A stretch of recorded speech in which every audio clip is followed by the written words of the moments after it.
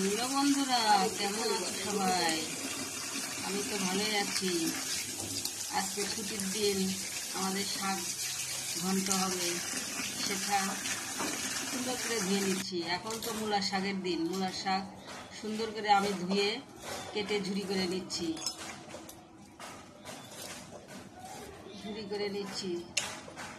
অনেক সুন্দর করে ঝুরি করছি বটিতে।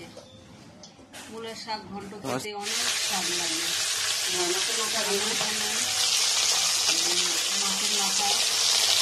ভেজে নিচ্ছি।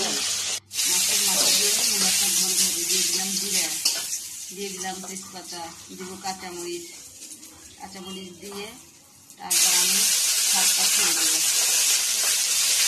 মাছ ভাজা তুলে নিলাম, এবার শাকটা ছেড়ে দেবো।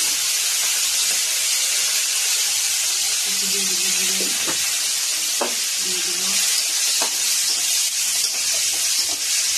তারপরে দিয়ে দিব শাক। আমার শাকটা রেডি হয়ে গেছে। আমি এখানে রেখে দিয়েছিলাম শাকটা এখন দিয়ে দিব। মূলার শাক এখন সিজন এসেছে, অনেক শাক লাগে থেকে, তাই এখন চলবে মূলা শাক। এবং খুব ভিটামিন, সবুজ শাক বলতে সেটা হচ্ছে এখনকার সিজনে মূলার শাক। আর একটা শাক, পুঁই শাক তুলে নিয়ে অন্যগুলো পুঁই শাক তুলে দিই। মূলার শাকের ভাঙিছে, মাছের ভাঙিছে। তো বন্ধুরা, তোমরা সবাই কেমন আছো? একটু কমেন্ট করে জানিও। শাক দিয়ে তো গাবলা ধুয়ে যাওয়া যাবে না। গ্যাপ হলে এই গ্যাপে কি করবো? শাকের একটু ধরে আছে, গাবলা ধুয়ে গেলে সমস্যা নাই। কত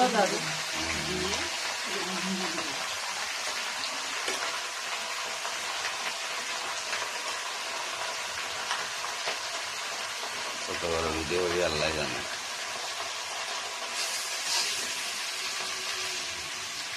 নেড়ে চেড়ে নিচ্ছি শাকটা, নেড়ে চেড়ে নিয়ে তারপর আমি মাছের মাথাটা দিয়ে দিলাম।